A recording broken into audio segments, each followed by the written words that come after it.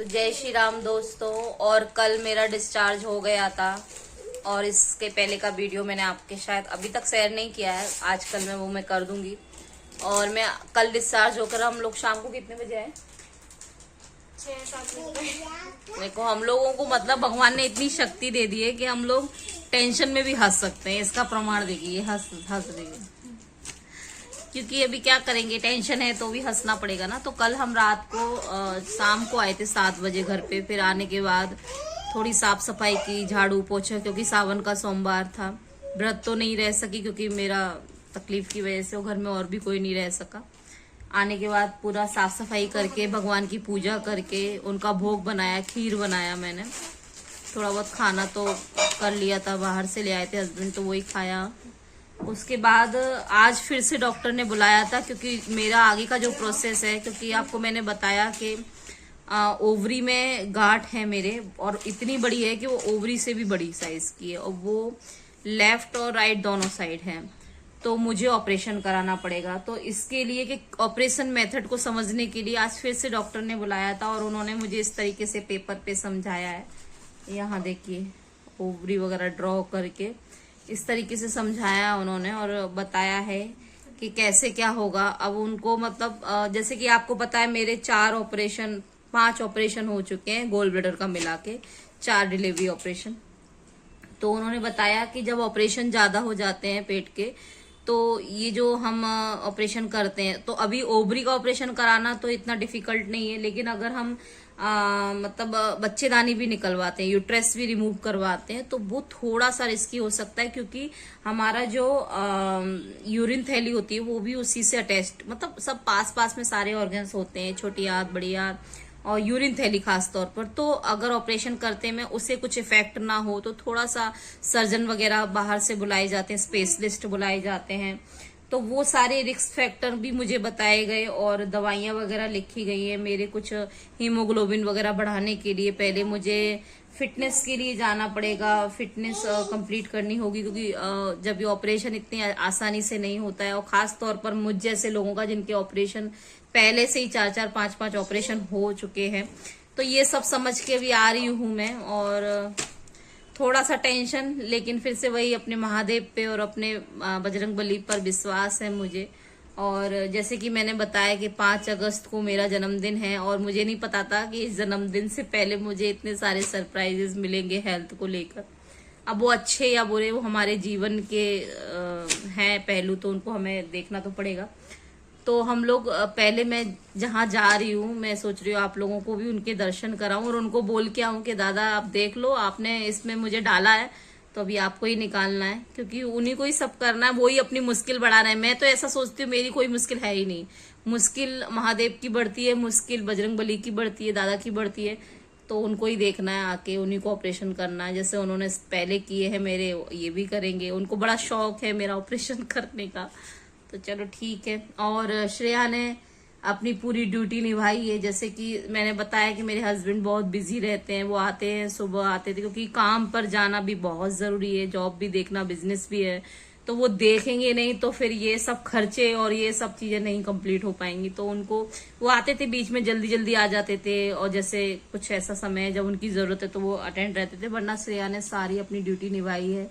पूरे 4 दिनों तक मेरे साथ रहना, आन्या को संभालना, उसका खाना पीना, अपना, मेरी, डॉक्टर से मिलना बार बार। बताओ अपना कुछ एक्सपीरियंस, 1 सेकेंड। क्या किया ये 4 दिन, कैसे रहे तुम्हारे, बताओ। बहुत स्ट्रेस वाले दिन थे, और बहुत स्ट्रेस वाले दिन थे, और थकी भी बहुत हूँ। अभी थकावट लग रही है, वो टाइम पे थकावट नहीं लग रही थी। वो टाइम पे लग रहा था कि जिम्मेदारी आ गई है, अब मतलब सब संभालना है कैसे भी करके, क्योंकि मम्मी एक पेशेंट थी, मतलब बेड पे रेस्ट करने बोला था और एडमिट थी, तो सब मेरे को ही संभालना था। पापा भी मुश्किल से आ पाते थे, तो भी सब अरेंज कर लेती थी, मैं आन्या को संभाल लेती थी। आन्या भी खुद से बहुत मतलब रोकी भी है कि मतलब, और वैसे भी पूरे हॉस्पिटल ने आन्या को भी संभाला है। कभी कभार जब मम्मी को ले जाना पड़ता था डॉक्टर के पास, तब आन्या को नर्स संभालते थे वहाँ के, और खाना पीना सब डॉक्टर तक आन्या को प्यार करते थे, ले जाते थे। तक, हाँ, जो आके बिग कंसल्टेंट, जो मतलब बड़ी मैडम है, जो सीनियर है वहाँ पे, वो भी आन्या को देखती थी, मतलब क्योंकि उनको पता है कि उनको उसको संभालने वाला कोई इतना है नहीं, मैं अकेली थी तो मुझे सब अरेंज करना और था। ये है भी इतनी क्यूट है ना, सब कोई इसकी तरफ आकर्षित हो जाता है।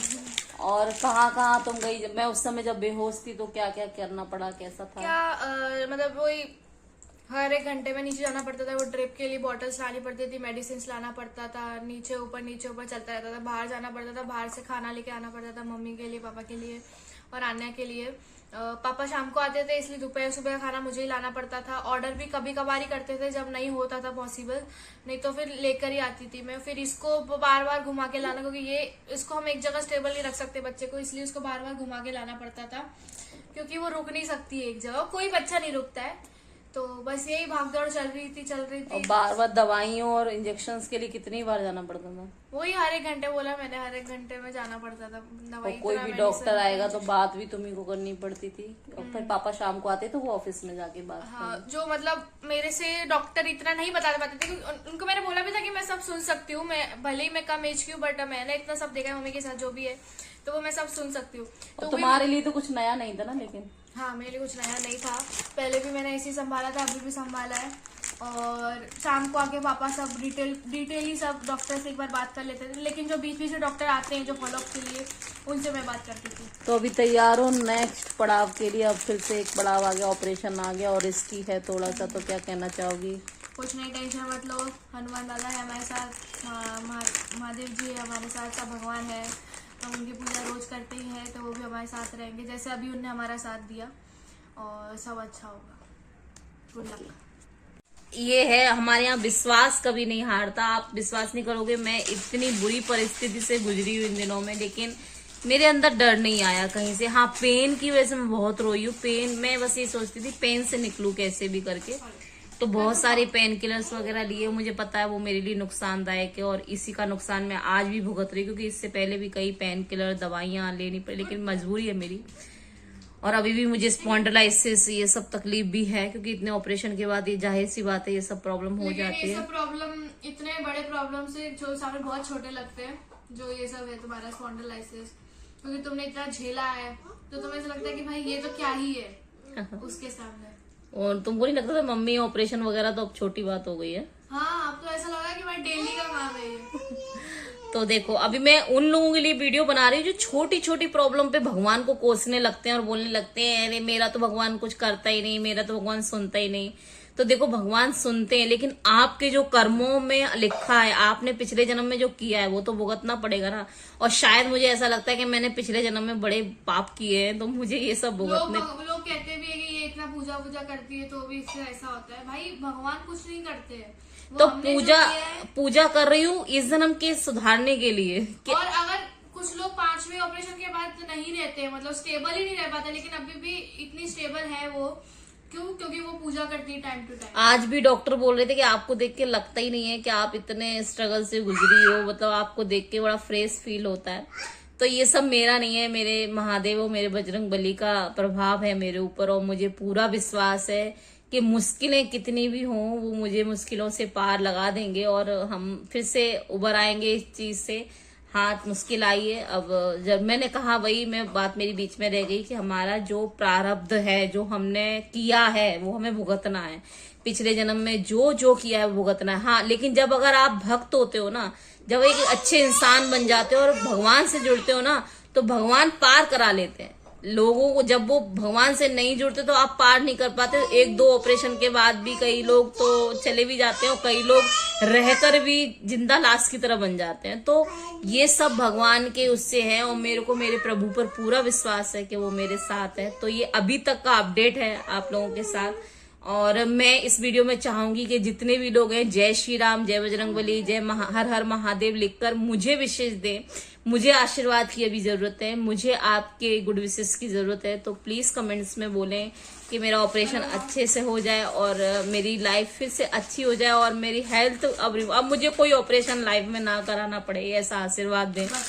और जो भी बजरंगबली के भक्त हैं, महादेव के भक्त हैं, वो अपने प्रभु से बोलें जैसे मैं बोल रही हूँ। तो मेरे लिए भी दुआ करें, ठीक है। तो आगे की अपडेट आपसे मैं देती रहूंगी। मैं पता है समय पर कुछ लोग ऐसा ही बोलेंगे कि इतनी तकलीफ में भी वीडियो बनाना याद नहीं है। तो वीडियो तो ऐसा है ना कि ये मेरी लाइफ अपडेट है और आप लोग मेरी फैमिली, अभी फैमिली से ज्यादा इम्पोर्टेंट आप लोग हो गए, क्योंकि फैमिली तो है ही मेरे साथ, है ना।